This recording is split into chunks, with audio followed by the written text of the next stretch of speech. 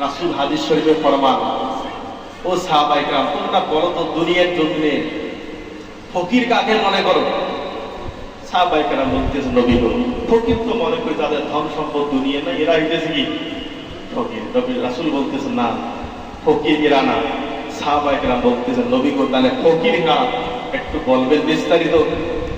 আল্লাহর হাবিব সাল্লাল্লাহু আলাইহি সাল্লাম বলেন, ও সাহাবায়ে কেরাম, ফকির তাদেরকে বলা হয় যারা দুনিয়ার জমিনে পাহাড় পরিমাণ আমল করলো, নামাজ রয়েছে, রোজাও রয়েছে, হজ যাকাত সব রয়েছে, এমন আমল করছে, করতে করতে পাহাড় পরিমাণ আমল পর্যন্ত করে ফেলছে।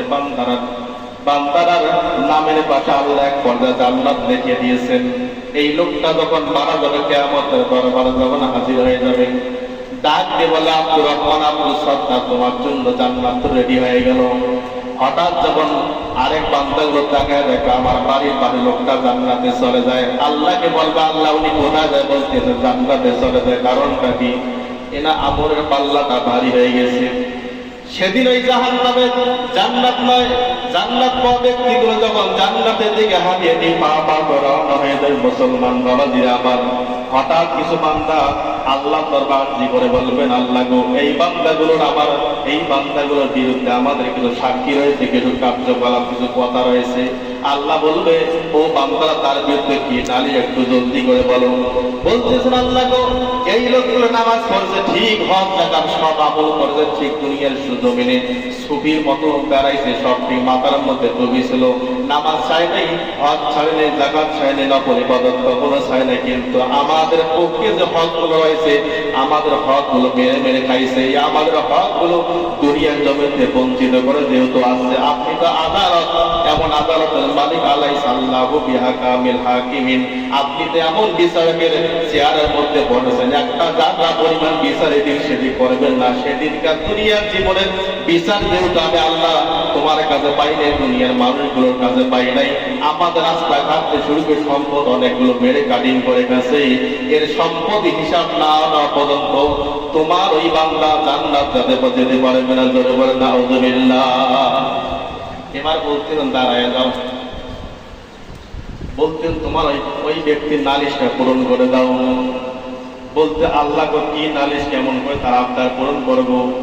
দুনিয়ার জমিনে টাকাগুলো মেরে গেলে, টাকা তো নাই, রাস্তার লক্ষ লক্ষ কোটি কোটি টাকার মাল বাজার হইতো, আমাদের সব খেয়ে ফেলছি, গম মেরে খেয়ে, চাল মেরে খাচ্ছি, টেন্ডার বাজেট টাকা মেরে খাচ্ছি, রাস্তার যে বাজেট গুলো আসলে বাজেট গুলো এক লাখ মেরে খেয়েছি, সে বস্তা তো আর খুঁজে পাওয়া যায় আল্লাহর আদালতে, বলো তো পাওয়া যায়, রাস্তার পাথরি সিমেন্ট তো কিছু আল্লাহ পাওয়া যায় না, খাবার তো পাওয়া যায় না, আমি কেমন পরিশোধ করবো? পরিশোধ করার বস্তু আছে সেখানে? কথা বলার জায়গা আছে? খারাপ লাগতেছে যখন মানুষগুলো তাকায় তাকায় আল্লাহ দরবার যখন নালিশ করা শুরু করে দেবে, জান্নাত হাজি গাজী ছবিগুলো দাঁড়ায় থাকবে, সুন্দর মায়া বেছে, আর আল্লাহ জান্নাত আরেকটু হলেই তো আমি জান্নাতের মধ্যে প্রবেশ করে যাই, কেমন ভেজালের মধ্যে পড়ে গেলাম। এখন তো আমার কাছে সেই দুনিয়ার জীবনের মালিক বা জিনিসগুলো তো আর খুঁজে পাওয়া যায় না, কারণ এখন কি করবো? আল্লাহ বলবে, তোমার যা আছে তাই দিয়ে দাও। এবার বান্দা বলতে, মাল নাই, আমল নামা দিয়ে দাও। দুনিয়ার জন্য যত আমল আপনি করেছেন, যদি পাহাড় পরিমাণ, সেদিন একটা দিরহামের বিনিময় সমস্ত মালগুলো চায়, আমলগুলো চায়। সেদিন নামাজি, রোজা, জাকাত, হজ যাকাত সব যে বড় বড় বুজুর্গ মানুষগুলো যারা সমাজের দায়িত্ব পেয়েছেন, নেতৃত্ব পেয়েছেন, সমস্ত আমলগুলো দিতে দিতে এক পর্যায়ে আমলের পাল্লা যখন ফাঁকা হয়ে যাবে, সব করে আল্লাহ আদালতে বিচারের পাল্লার দিকে আল্লাহ তাকায় দেখবে যে এই পাল্লাটা দিকের দিকে ঝুলন্ত অবস্থায় ছিল, হঠাৎ কেমন যেন হঠাৎ করে আবার মিজান নেকির পাল্লাটা উপর দিয়ে গেল, গোনার পাল্লাটা নেমে গেল। আল্লাহ বলবে, ও জাহান্নামের মালিক ফেরেশতা, দেরি করবা না, জলদি করে গিয়ে ধাক্কা দিয়ে জাহান্নামের মধ্যে ফেলায় দাও। জোরে বলেন নাউযুবিল্লাহ। হুকুল ইবাদ, এটা কার হক? বান্দার হক। আর একটা হুকুল্লাহ, এটা কার হক? আল্লাহ। আপনি নামাজ পড়তে গেছেন, এটা হুকুল্লাহ, এটা কার হক? নামাজ পড়ার পর একজনের বাজারের মাল কাটি খেবেন, এটা কার হক? এটা বান্দার হক। একজনের দশ 10 পিস চালের টিকিট আছে, ওটা কি বলে রিলিফের কার্ড আছে। আপনি 10টা বাড়ি দিলে টাকা আর আল্লাহর মারলেন না, হুকুলি বা বান্দার মারলেন, বান্দার মারলেন। আসর পর্যন্ত এই কালেকশনে করি খাইলেন, খাওয়ার পর আসরের সময় আল্লাহ আকবার রাস্তা খুলে তসবিহ জপতেছেন। আল্লাহ বলে আমাকে বোকা পাইছিল, সাদা দিন মানুষের হুকুলি বান্দার মাল খাইলে খা নামাজ পর, যেদিন আমি ধরবো সেদিন 1 চুল পরিমাণ আমার দরবার থেকে ত্যাগ করতে পারবো, আল্লাহ ছাড় দেবে। এই জন্য বিশ্বনবী সাল্লাল্লাহু আলাইহি সাল্লাম বলেছেন, উম্মতেরা 9টা উম্মতের যদি তোমরা বাঁধতে পারো, আমি রাসূলকে আমি বলতেছি তোমাদেরকে আমি আল্লাহ রাসূল কিয়ামতের দিন টেনে টেনে তোমাদেরকে জান্নাতে নিয়ে যাব। জোরে বলেন সুবহানাল্লাহ। 2 নম্বর 1 নম্বর রাসূল কি বলেছেন, তওবা করতে হবে মৃত্যু আসার আগেই। আপনি তওবা করেন না 1 বছর 2 বছর 30 40 50 বছর পর্যন্ত আপনি নামাজটাই ধরলেন না। নামাজ কেমন করলেন? আপনার মা অসুস্থ হয়েছে, 2 ওয়াক্ত নামাজ পড়ে দোয়া করে এখন কান্না করে মা দুনিয়াতে চলে গেলে আপনার বুকটা খালি হয়ে যাবে।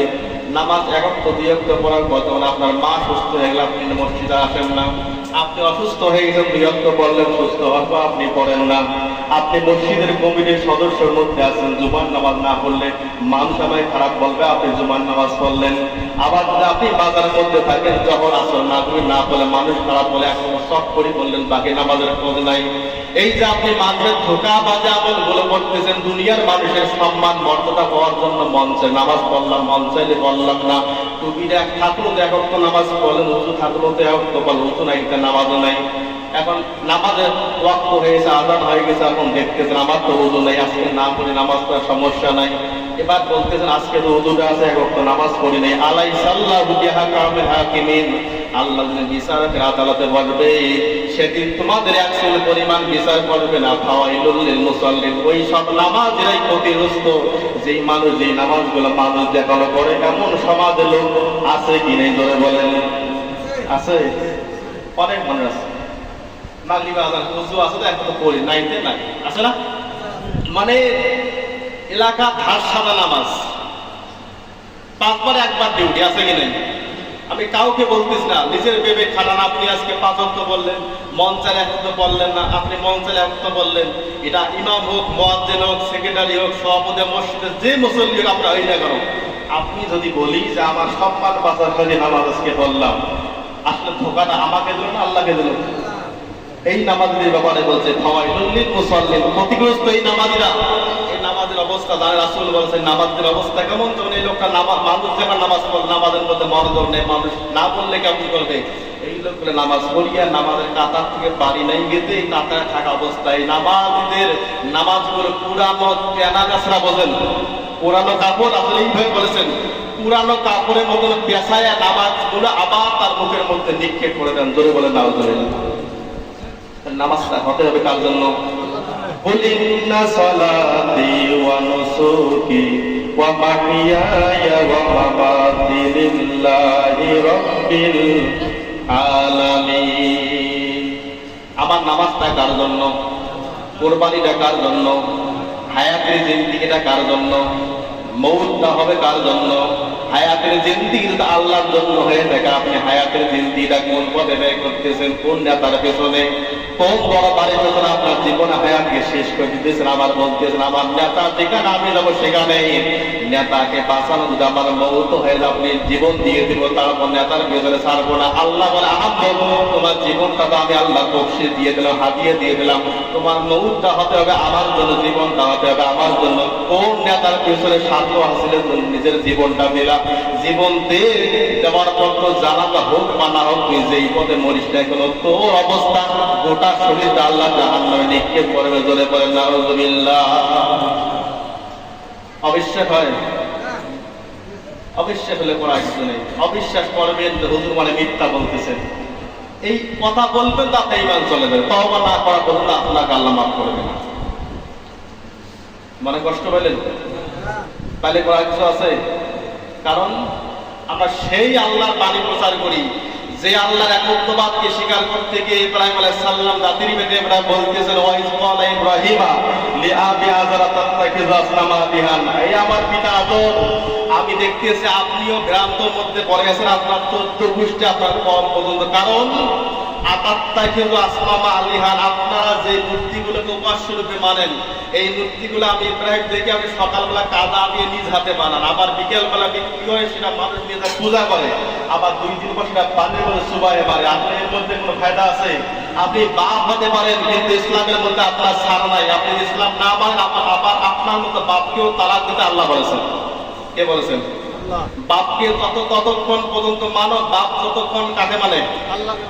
মাকে ততক্ষণ পর্যন্ত, মা ততক্ষণ আল্লাহকে। যদি না হইতো, নূহ আলাইহিস সালামের স্ত্রী জাহান্নাম, নূহ আলাইহিস সালামের সন্তান জাহান্নাম, ইব্রাহিম আলাইহিস সালামের বাবা জাহান্নাম, বিশ্বনবীর চাচা জাহান্নাম। বলছেন তাহলে আমাকে আপনাকে যে কোন নেতা বেনামাজি জীবনে এখন নামাজও পড়ে না, মোষ লাগাইছে এই কিনার থেকে আরেক কিনারে, এখন তো নামাজও পড়ে না, হুজুর ফরজ যায় না, আপনি সেই নেতার পিছনে ভুল ভুল করে দৌড়ান। ইয়াউমানা কুল্লা উনাসিন বিইমামে, আল্লাহ বলে আয় নেতা সবরা আয়, আল্লাহ দরবার আসার পর কোন নেতা এবং মোসা যুগে এই নামাজ পড়ছে, চুল বাবরিওয়ালা, চেহারা দেখলে ভয় লাগে, বলছে নামাজ পড়ে না, কে দৌড়েছে পিছনে, বলতেছেন সেদিন গেলে 10,000 পাওয়া যায়, বিনা পুঁজিতে ইনকাম হয়, এই দৌড়ে গেছি, বলতেছে তাহলে লাভ কি হলো, দুনিয়ার জমিনে পাইলাম, তাহলে এখন কি হবে? আমি তো আলাইসাল্লাহ বিহার কামিল হাজির, সেই বিচারের ময়দানে বসে গেছি, সেই বিচারের চেয়ারে বসে গেছি, আমি তো আজকে ছাড় দেবো না। কি হবে? তোমার নেতা সহকারে কোথায়? এই যে চৌরাস্তা, যে রাস্তা কিনারা খুঁজে পাওয়া যায় না, যে রাস্তার কিনারা নাই, জাহান্নামটা এমন চৌরাস্তা, আপনি এদিকে যাবেন জাহান্নাম, ওদিকে যাবেন জাহান্নাম, যেখানে পড়বেন মানুষ খুঁজে পাবে না, কারণ জাহান্নাম আগুনটা কালো কুস্তিরি হবে। দুনিয়ার মতো আগুন না যে অমুকের বাড়িতে আগুন বসে দেখা যায় অমুকের বাড়ি, কারণ ঘরগুলো দেখে চেনা যায়।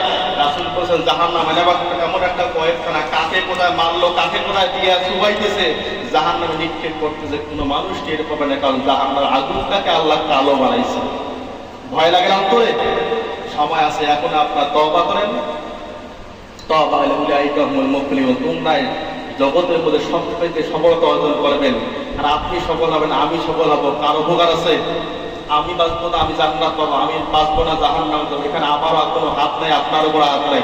হুজুররা বলে একটু যেন মানুষগুলো আমরা সবাই কাঁধে কাঁধ বন্ধ হয়ে আল্লাহ জান্নাতে যাইতে পারে, এই তৌফিক আল্লাহ সকলকে দান করুন। আল্লাহুম্মা আমিন। ওয়া মা আলাইনা ইল্লাল বালাগ। আসসালামু আলাইকুম ওয়া রাহমাতুল্লাহ। যাদের সুন্নাত হিসাবে